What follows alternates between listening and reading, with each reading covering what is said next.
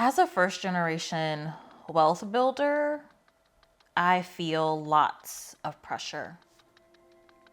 I feel a lot of pressure for my family. I feel a lot of pressure for my loved ones to consistently think about them first over myself.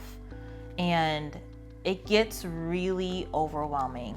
I like to journal just to like ground myself on what am I thinking about? How do I feel? What intentionally do I want to believe about whatever thing I'm grappling with? So to go back to first generation wealth building, I really overestimate how much I actually need to build wealth. I think I need all this money when people with 9-to-5 jobs built wealth.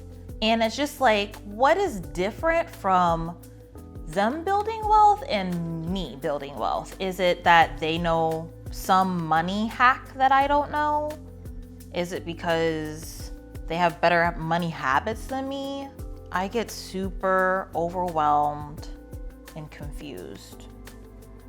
But something I always have to remind myself is I know how to build wealth because I already have.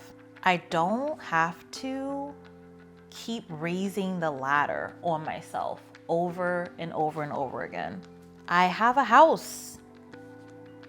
I thought that would be nearly impossible to have home. Like, I didn't think I could get my money together. I didn't think I can have the organization or the gumption to even go to a bank and ask for a home loan. So I have a house. That's considered wealth building. I don't have credit card debt. That's considered wealth building. And I only have been able to do this because of my coaching business and because of the fact that I decided to be an entrepreneur. There was no way that I could have had a house if I was still working a 9-to-5 job. So much of the wealth I have is because I decided to build a business. But I'm also been in this really interesting season where I finally have confidence that I know how to sell, and I don't have to keep pouring so much back into my business. I can actually take a significant portion out and build wealth with it, but I'm scared.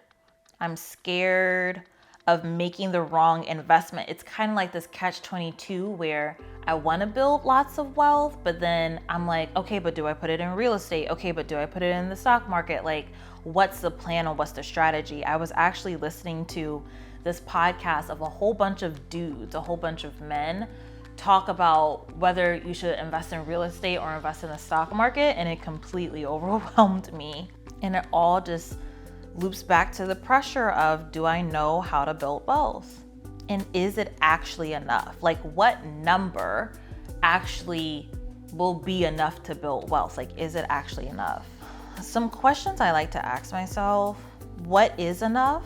And enough is a feeling first before it's a bank account number or a line item. Like, enough is a feeling first. So what is enough? I like to ask myself too is, how do I want to build wealth? Like, if I can have any strategy, if every single strategy works, how do I want to build wealth? And where can I be proud of myself regardless of the numbers, the time, and the strategy of the wealth?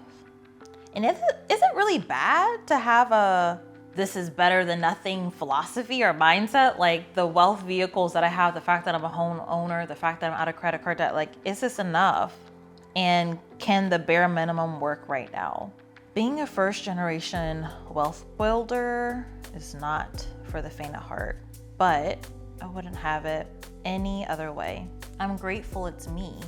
I'm grateful it's me that gets to liberate my family. I'm glad it's me that gets to set the standard for money.